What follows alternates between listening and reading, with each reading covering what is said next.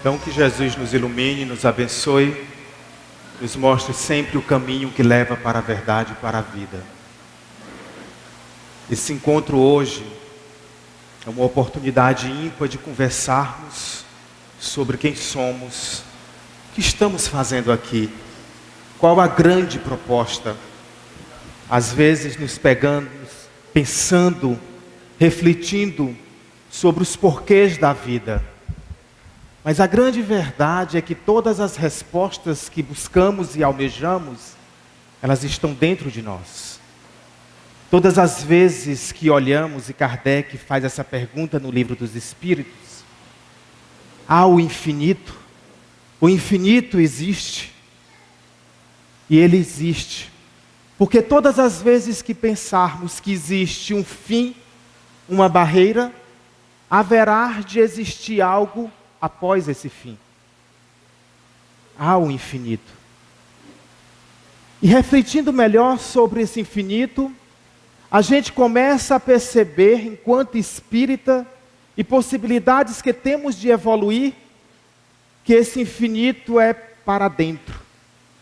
Os nossos olhos só podem alcançar o que uma pata de cavalo pode levar. O que patas de cavalos podem percorrer. Mas se olhamos para dentro, há uma história infinita em nós. Há uma história grandiosa dentro de nós. Eu despertei para esse tema quando certa vez eu adentrei uma repartição pública e a repartição estava em reforma. Só que ao tempo em que a reforma acontecia, nós também éramos atendidos, nós clientes.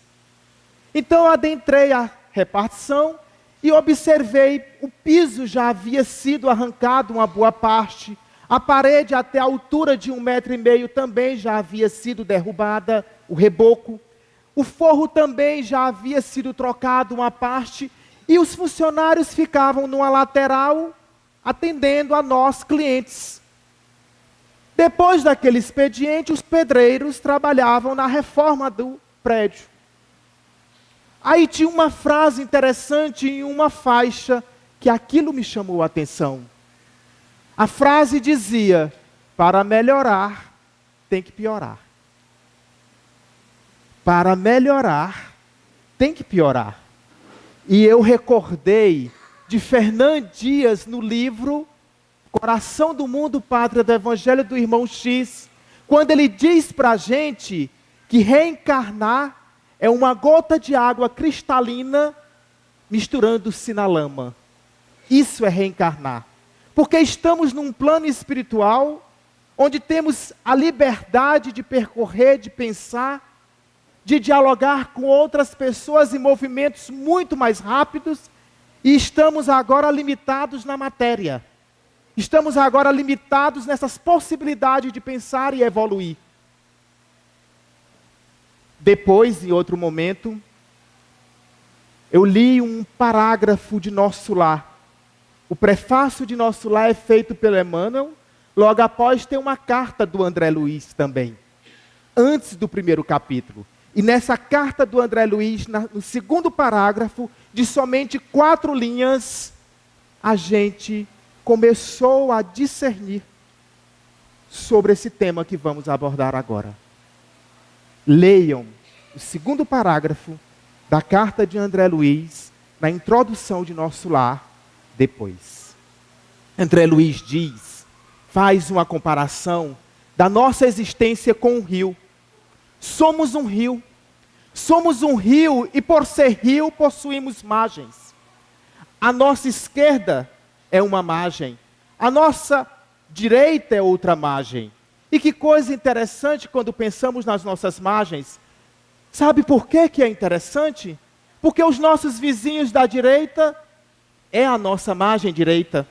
O nosso vizinho da esquerda é a nossa margem esquerda. O colega de trabalho que senta na mesa da esquerda é a nossa margem esquerda. E o da direita é a nossa margem esquerda. As pessoas que estão na rua, quando nós passamos nos nossos carros, a esquerda é a nossa margem esquerda, a direita é a nossa margem esquerda.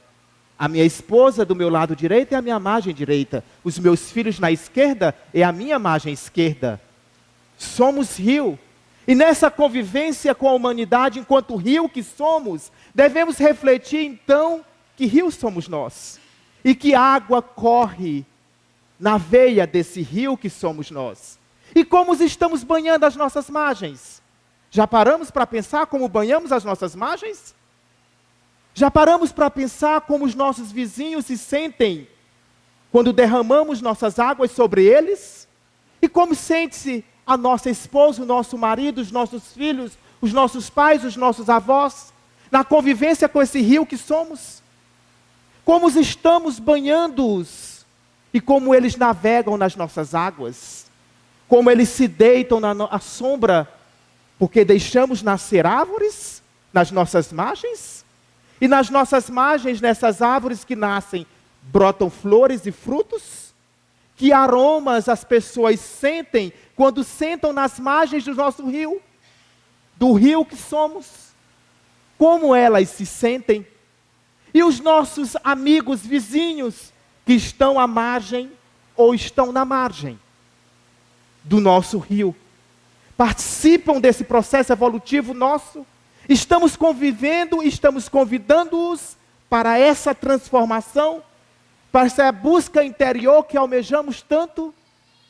É preciso refletir nessas coisas enquanto rio que somos, porque não podemos ser indiferentes a tudo e a todos. Nós participamos de um processo evolutivo conjunto.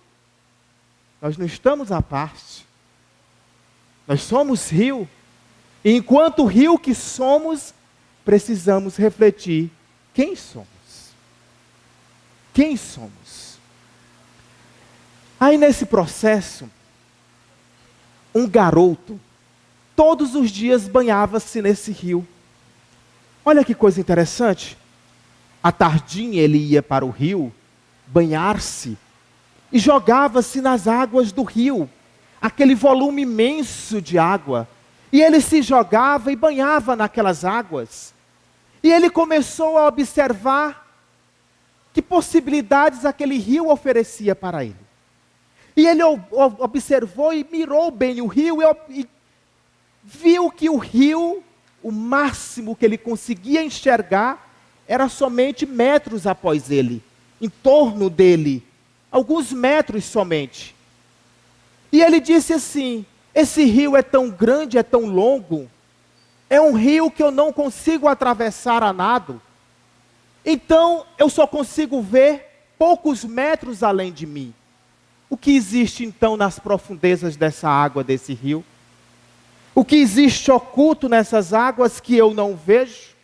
Eu banho-me todos os dias, eu enxergo ao máximo 3 metros.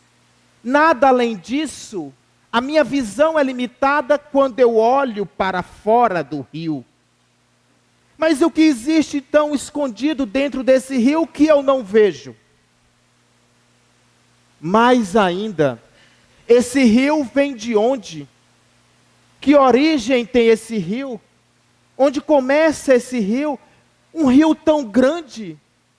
E aí o garoto pensou o seguinte: já que esse rio é tão enorme, deve ter um buraco gigante, assim bem grande. E de dentro desse buraco, deve sair volumes de água muito grande. Porque só pode ser assim para formar rio tão caudaloso? Não pode ser diferente. Mas a curiosidade do garoto foi além disso. E ele disse: eu vou subir o rio. E eu vou subir o rio ouvindo o som do rio. Porque esse rio também emite sons. Esse rio emite sons e às vezes são sons que acalmam. São sons que trazem serenidade. É preciso refletir que tipo de energia, que sonoridade possui esse rio que somos. Porque essa sonoridade, às vezes também pode irritar quem está na margem do nosso rio. E a gente precisa refletir. E o garoto subiu, mas ele não ia pela margem. Ele percorria outros caminhos, porque seria mais rápido. O rio dava voltas. E ele foi subindo o rio, ele foi subindo o rio. E nessa subida ele foi percebendo que toda caminhada é necessária para uma transformação espiritual do homem. Porque ele ia se misturando àquela mata, àquele verde, ao que havia de necessário para que ele compreendesse as energias que circulavam nele. Porque o objetivo da vida é percorrer caminhos, mas caminhos que buscam transformação e que provocam essa transformação. Para que a gente possa descobrir-se nessa mata escondida, que não conseguimos ainda desvendar quem somos. E aí o garoto chega, mas que surpresa ele tem quando ele chega na nascente. Não havia o buraco, jorrando aquela água constante. Havia somente um olhinho d'água assim. Aí saía uma aguinha, e essa aguinha formava um filete e escorria. Ah, não, de forma alguma. Aquele rio no qual me banho todos os dias à tarde, nasce nesse filete, nasce nesse pequeno olhinho d'água? Não, isso é mentira. Ele não acreditou. E aí ele tomou uma decisão. Agora eu vou descer o rio, mas ele não vai me enganar. Eu vou descer o rio pela margem. E eu vou observar se esse filetinho insignificante de água, que brota nesse olhinho insignificante também, se ele é aquele meu rio caudaloso. Eu vou observar, porque eu acho que é mentira. Então, o que é que o garoto faz? Desce. Vai seguindo pela margem o rio. E ele vai observando que o rio vai seguindo. Aquele filetinho de água vai seguindo. Mas aí vem a chuva. E quando vem a chuva, esse filetinho de água recebe as águas da chuva. E ele se torna maior. Depois, ele começa a perceber que tem outro filete de água que está vindo de outro lugar. E se joga naquele filete de água, e aquele filetinho de água que é o rio dele, recebe as águas daquele rio, do seu afluente. Depois vem outro filete de água, que joga também suas águas ali naquele filete primeiro. E depois vem outro filete de água. E o mais impressionante, gente, vinha outro filete de água, e outro filete de água, e quanto mais filetes de água viam, quanto mais riachos e outros rios jogavam suas águas ali, mais ele crescia. Quanto mais ele recebia, quanto mais ele aceitava o rio que são os outros, maior ele é. Quanto mais ele aceitava as águas dos outros rios, quanto mais ele dizia, jogue suas águas em mim, maior ele se tornava. Ele só era grande porque aceitava o outro. Ele só era um grande rio porque ele aceitava e não questionava o outro que vinha encontrar-se com ele. E ele recebia, e ele começou a perceber que havia filetes de águas, rios, riachos, jogando águas poluídas ali. Porque existem rios de águas poluídas. E ele jogava, os rios jogavam suas águas poluídas. E ele não dizia, volte águas, volte rio, eu não te aceito como você é. Volte, purifique as tuas águas, depois vem até mim. Ele não dizia isso, porque o rio dele sabia que ele também não era puro. E ele aceitava os outros rios com suas águas barrentas, com suas águas poluídas, com suas águas revoltosas. E ele recebia todos, e quanto mais ele recebia, ele se tornava grande. Ele só era nobre, grande e belo, porque ele aceitava como os outros rios são, sem questionar. Sem questionar. O garoto então percebe outra coisa. Ele observa então as águas do rio. E ele observa que quando as águas estavam serenas, as águas bem calmas, bem serenas, bem tranquilas, aquelas águas, as águas refletiam um céu. Na calma e na serenidade do rio, o rio refletia o céu. Um céu de paz. O céu ficava ali, desenhado nas águas do rio, mas só quando o rio estava sereno. Quando vinha uma tempestade, e o rio não sabia como se comportar diante da tempestade, e os trovões rasgavam o céu, o rio se agitava, o rio ficava nervoso, ele não sabia lidar com a tempestade. Então ele ficava agoniado, apressado, suas águas tremiam e o céu desaparecia. E em meio àquela escuridão, em meio àqueles raios e trovão, parecia que o rio tremia de medo, descontrolava-se, não sabia para onde jogar suas águas. O medo tomava conta do rio. O medo tomava conta do rio. Mas uma coisa é importante lembrar: isso também passa. Essa agonia também passa. Eram só momentos nas águas do rio. Eram só momentos nas águas do rio. Havia pontos no rio que estava muito poluído. E aí acontece uma coisa interessante. Quando o rio Tietê passa por São Paulo, suas águas muito poluídas, pois é, quando nós passamos as margens desse rio, nós sentimos o mau cheiro. Nós não podemos deixar o rio ficar tão poluído. Informações outras existem. Elas partem de fora e buscam o nosso interior. Ninguém põe em nós sentimentos de ódio e de raiva. Ninguém deposita em nós o ódio e o rancor.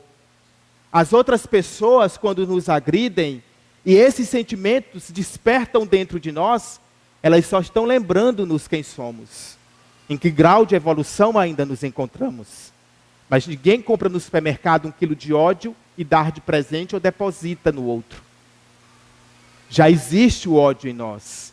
As outras pessoas, quando nos agridem, elas só estão lembrando-nos que somos ainda assim. Que esses conteúdos ainda existem em nós. Que isso é exatamente a poluição do nosso rio. Então é preciso refletir. Porque um rio poluído, a exemplo do Tietê, ele tem um mau cheiro. Ele não banha as águas e nada nascem nas suas margens. Tudo morre. Tudo morre. E é importante atentar para esse tipo de água. Porque nós precisamos tratar as águas. Ser um rio poluído não é o problema. O problema é não tratar suas águas. O problema é não respeitar. O problema é não conhecer-se. O problema é não saber que conteúdos são esses que estão poluindo. Que dejetos são esses que eu deixei despertar em mim. Para que eu possa tratar isso. Para que eu possa burilar essa situação. Para que eu possa refazer os meus pensamentos, a minha caminhada. Não há problema se eu errei. E muito menos ainda se eu tenho erros ainda em mim. O problema é o que eu faço com essa informação. O que eu estou levando comigo. Esse é o grande problema. Porque somos cristãos. E somos espíritas. Não podemos continuar ignorando esses fatos. A grande transformação é justamente entregar-se a Deus. Deus não precisa saber e nem quer saber do bem que fizemos. E nem das outras pessoas que receberam o bem que nós praticamos. Mas certamente Ele deseja saber o que esse bem transformou em mim. E o que causou nas águas que eu levo no meu rio. Isso Ele deve querer saber. Deus não está olhando para a minha derrota ou para a minha queda. Certamente Ele olha para nosso esforço, para o nosso desejo de reerguer, de manter-se de pé. Afinal de contas, se caímos, é porque estávamos de pé. E se estávamos de pé, é porque tínhamos força para estar de pé. Então, por que não voltar a estar de pé? Quando o rio é muito poluído, as águas não correm. E quando elas não correm, elas param. Aí eu lembro do André Luiz, quando fala no livro Libertação da Monoideia, quando o pensamento fica parado ou girando em torno do mesmo lugar. E aí a gente tem depressão. E aí a gente começa a ter pânico, medo, angústia, dor, estresse.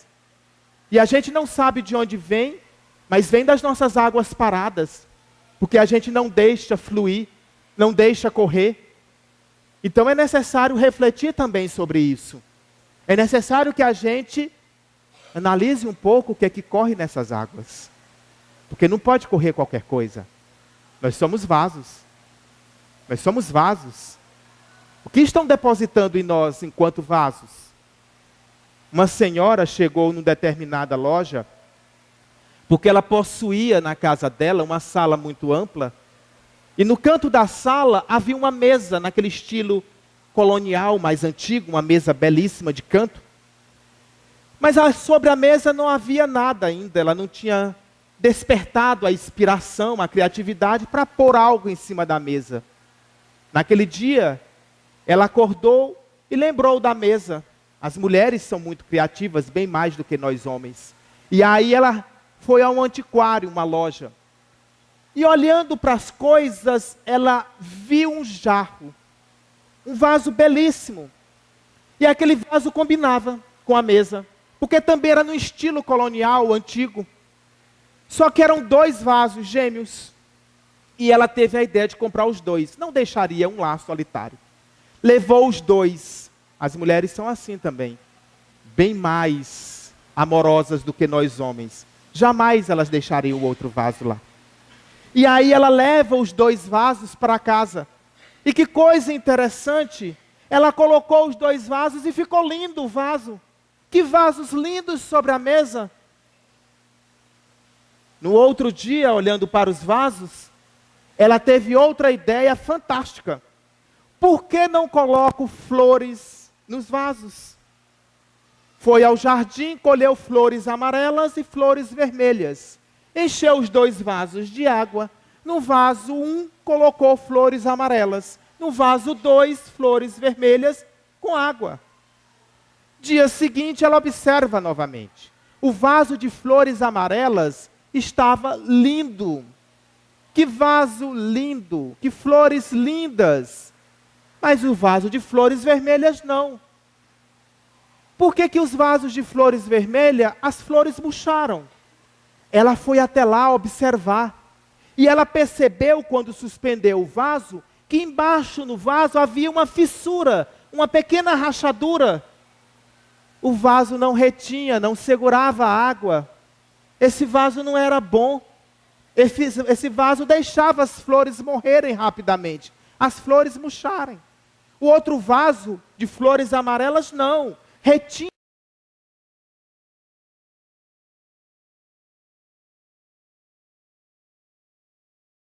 Dava vida às flores. Que vaso maravilhoso. Que faço então com o vaso de rosas vermelhas, que não retém água? Esse vaso não presta, não serve. É um vaso que eu vou jogar fora. É um vaso que não tem como conviver comigo, porque ele promove a morte. Ele não segura, ele não retém, ele não dá vida. É um vaso que não serve. Deixou lá o vaso. Certamente no dia seguinte daria fim àquele vaso. Não serve. Dia seguinte ela teve outra ideia maravilhosa. Vou pôr um adubo nesse vaso e vou plantar então uma roseira com raiz, para que aí ela possa viver, já que existe uma fissura e rachadura e por lá a água vaza. Então ela colocou a segunda roseira lá, rosas vermelhas. Gente, 3 meses depois, ela já havia trocado 10 vezes as flores amarelas. E nenhuma vez as flores vermelhas. E agora a roseira tinha folhas verdinhas e lindas rosas vermelhas. Porque o vaso não era egoísta. Ele não segurava e não retinha água. Ele liberava, ele deixava fluir, ele deixava correr. Ele dava vida, mas uma vida plena, uma vida duradoura, eterna, às flores roseiras vermelhas, ao contrário do amarelo. Aí ela olhou e disse: Os seres são possibilidades de ser vaso. Agora, como eu olho para o vaso, e como eu modifico a minha visão e o meu modo de perceber o vaso que é o outro, é que faz a diferença. Não é que o vaso não prestava, era como ela olhava para o vaso, era o modo de olhar o vaso, de julgar o que ela dizia ser defeito naquele vaso de rosas vermelhas, e era o modo equivocado de perceber o vaso amarelo, que fazia com que ela tivesse opiniões diferentes sobre os vasos. A culpa não era dos vasos. A culpa, se existe culpa, era da forma, do modo como ela observava os vasos, que somos nós. Que somos nós. O marido, a esposa, é vaso. Os filhos são vasos. Mas eles não são o que estamos olhando. O que nós estamos olhando, isso é o que nós somos. Isso é como nós percebemos. Eles são vasos lindos. São vasos perfeitos. Se mudarmos a nossa forma e educarmos os meios de olhar, os modos de ver, os modos de ouvir, os modos de sentir, os modos de amar, os modos de perceber, se mudarmos, se educarmos, veremos vasos brotando flores todos os dias, só para nos alegrar, só para nos deixar felizes. Mas tem que querer ver assim, perceber isso. Aí o garoto chegou de volta no ponto do rio, onde ele banhava-se todos os dias. E chegando naquele ponto, ele disse para si: agora que conheço a origem, agora que sei de onde vem, eu preciso saber para onde vai. Eu quero saber onde isso vai dar. Eu preciso conhecer esse rio por completo. Apesar de eu só estar conhecendo as suas nascentes, e aonde ele vai desaguar. Apesar de que suas profundezas são tão grandes e infinitas, que certamente não irei conhecer de uma só vez. Mas eu vou ver onde esse rio vai dar, aonde ele vai chegar. E ele começa a descer as margens do rio. E quando ele começa a descer as margens do rio, ele vai descobrindo coisas fantásticas, coisas totalmente diferentes. Ele começa a perceber que nesse rio há pedras. Existem pedras no rio. Gente, existem pedras no rio. Mas o rio não tira as pedras. Por que tiraria? Por que retirar as pedras? As pedras fazem parte. As pedras estão ali para que o rio banhe essas pedras. E o rio banhava as pedras. O rio acariciava as pedras do caminho. Acariciava, não tirava, não expulsava. Muito pelo contrário. Ela sentia uma dificuldade de passar por cima das pedras, mas ela passava envolvendo. Ela passava acariciando, acarinhando. Porque aquelas pedras fazem parte também. As pedras do caminho, ou as pessoas que julgamos serem pedras, fazem parte do caminho. Fazem parte da trajetória evolutiva. Somos nós refletidos neles. São possibilidades nossas se estendendo neles. Qual o pai que não tem nos filhos um pouco dele? E qual os filhos que não olham para os pais e miram neles? E quer refletir um pouco do pai e da mãe neles? E aquelas pedras que estavam ali eram respeitadas. Não eram pedras expulsas, nem desejadas. E o rio banhava as pedras, e aceitavam também as pedras do caminho. E que coisa interessante, mas aí também havia pedras muito grandes. Pedras grandes demais no meio do rio. E o rio faria o que então? O rio começa a envolver as pedras na lateral. Se eu não posso cobrir por inteiro, porque essa montanha ainda eu não sei trabalhar, porque eu ainda não sei desviar, então deixa eu envolver pelas laterais. Se essa pedra é muito grande e eu não consigo suportar, e eu não consigo conviver, eu também não vou expulsar, porque é muito prático eu tirar as pedras da minha vida, difícil sou eu me adaptar a elas. E eu não vou expulsar essas pedras do rio da vida. Então o rio dava voltinha pelas laterais, ia molhando as pedras gigantescas pelos lados, acarinhando pelos lados, e aos poucos aquelas pedras vão se diluindo, aos poucos elas vão se rompendo com a força das águas, ela vai diminuindo o seu tamanho. Isso vai levar quanto tempo? Séculos, mas um dia aquela pedra será menor, e um dia aquela pedra irá comportar dentro das águas daquele rio, e será aceita e será banhada por aquelas águas, e a convivência será harmoniosa. Pode levar milênio, mas isso vai acontecer, é uma certeza. Todos verão a Deus, garantiu Jesus.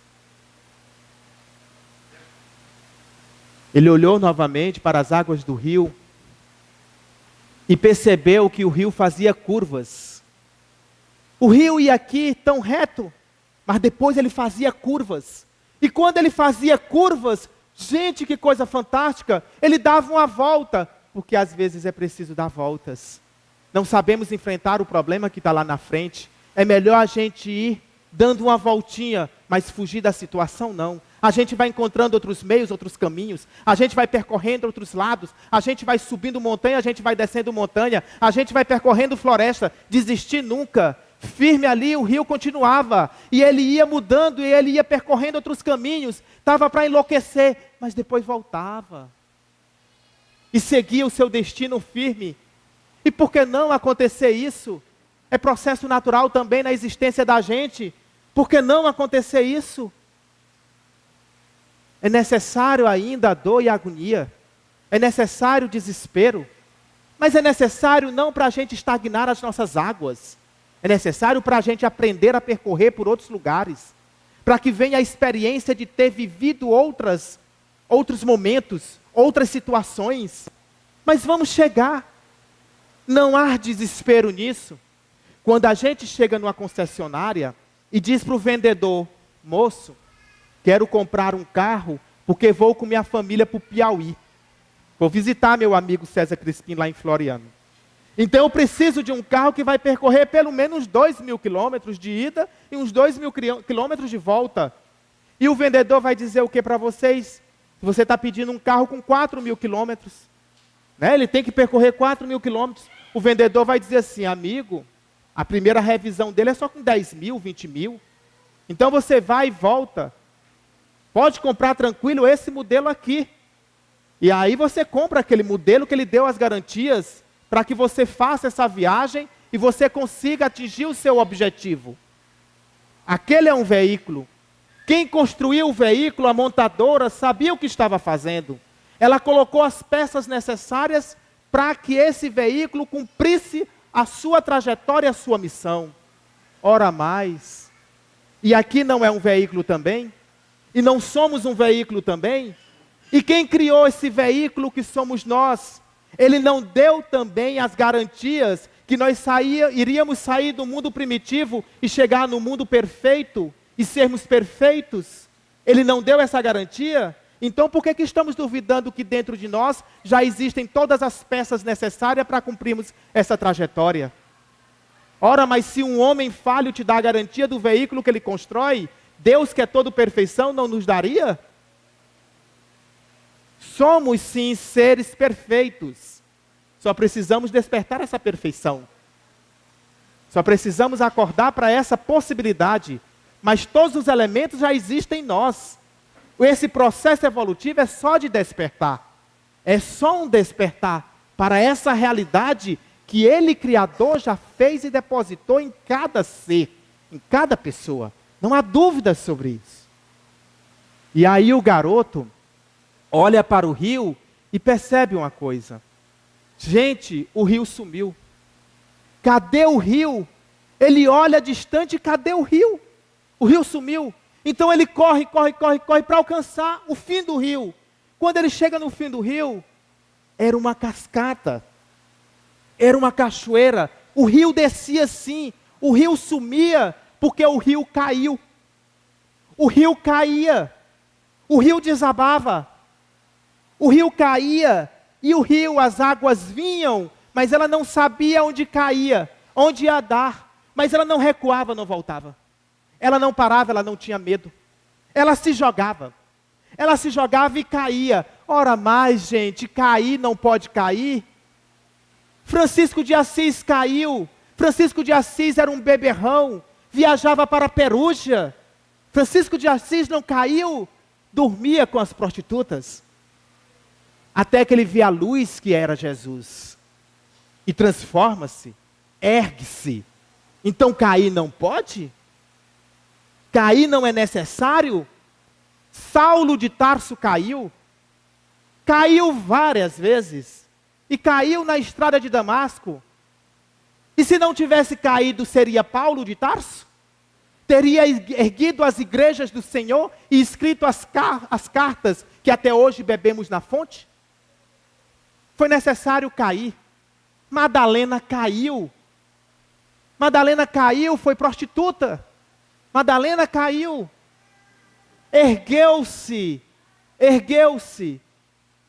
e recebeu a missão de ser a mulher que anunciou: o Cristo vive. O Cristo vive, foi ela que disse isso.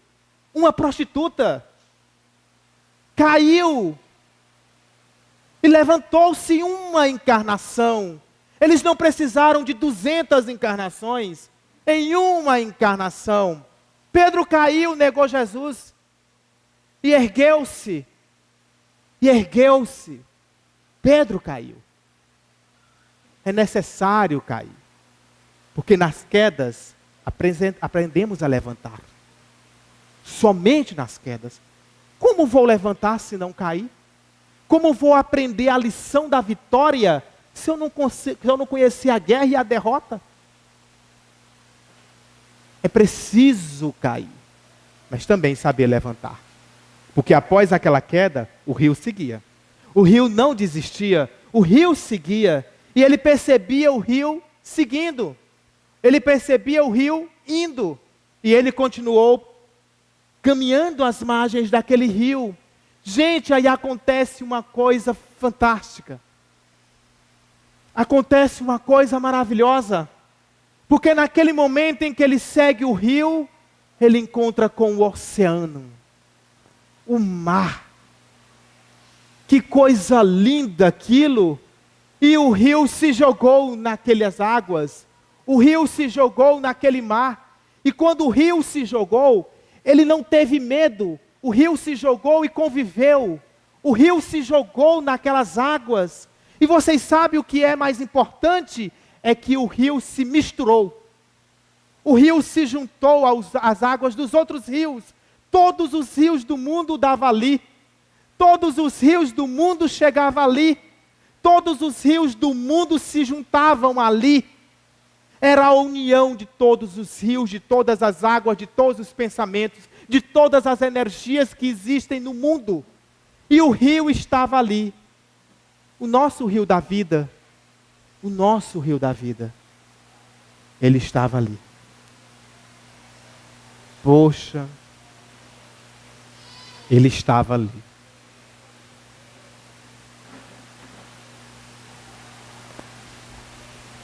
Um dia uma pessoa disse assim: eu preciso pelo menos plantar uma árvore.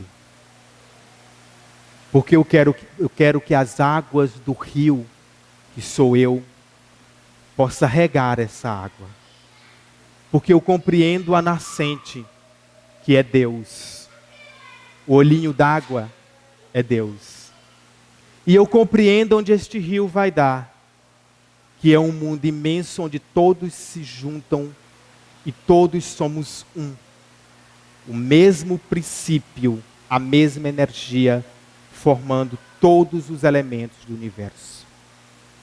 Unos, somente um.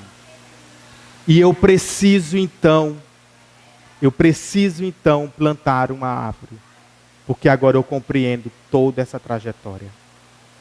E quando aquele garoto voltou para casa, ele então decidiu plantar a árvore.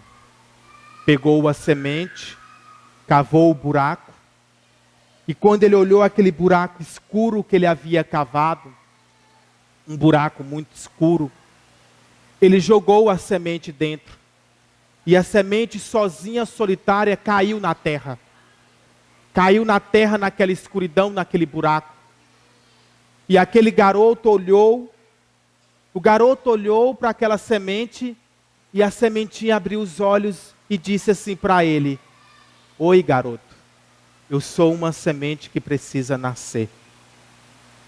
Então joga essa areia, e eu aceito ser soterrada nesse mar de dificuldades, aqui nessa terra funda que você me jogou. Eu aceito tranquilamente, porque eu já compreendi o processo de aceitar as coisas como elas são. Porque eu preciso ser soterrada, eu preciso ficar aqui nessa terra escura para poder nascer para uma nova vida. E ele joga a areia e soterra a semente. E a semente, num ato de coragem, germina e brota. Germina e brota, e a semente começa a crescer. E ela vai crescendo, crescendo, crescendo, e se torna uma linda laranjeira. Uma linda árvore, uma laranjeira. E sabe o que é mais interessante que aquele garoto observa? É que as pessoas passavam e descansavam à sombra da laranjeira. E ele ia regando com suas águas a laranjeira, com possibilidades da laranjeira crescer. E aí a árvore vai crescendo, crescendo. E ele percebe as pessoas sentadas na sombra. Aquela árvore dava boa sombra. Depois ele percebe as laranjas, as flores da laranjeira. E as flores da laranjeira perfumavam a vida de muita gente que passava por ali. Depois ele percebe o fruto. A árvore dava frutos, frutos nasciam. E que laranjas doces, e que laranjas suaves, que boas laranjas nasciam daquela árvore. E aí as laranjas eram colhidas. E quando eles colhiam as laranjas, as pessoas levavam as sementes para que pudesse plantar aquelas laranjeiras em outros lugares. Porque queriam que nascessem aquelas laranjeiras. E mais pessoas iam plantando aquelas laranjeiras. E mais pessoas plantavam as laranjeiras. E o mundo inteiro encheu de laranjeiras. E no mundo inteiro hoje tem laranjeiras. E nós comemos laranjas, muitas laranjas, e que coisa deliciosas são essas laranjas.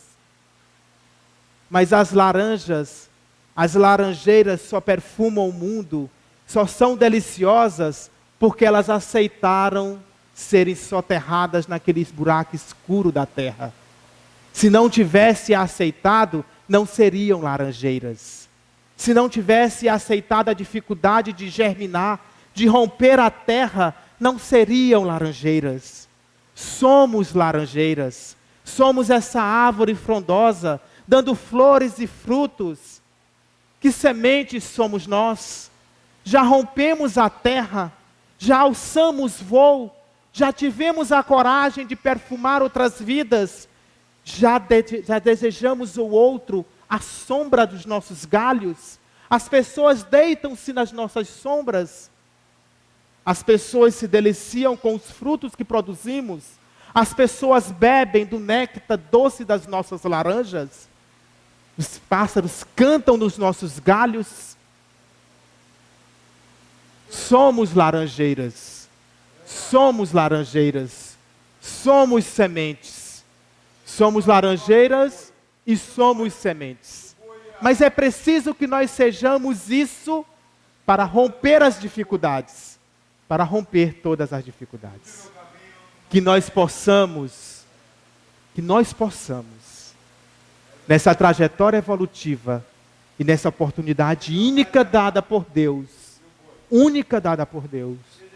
que nós possamos ser laranjeiras, que nós possamos ser sementes e que nós possamos, sobretudo, ser um rio de águas claras passando na vida da humanidade inteira. Muito obrigado.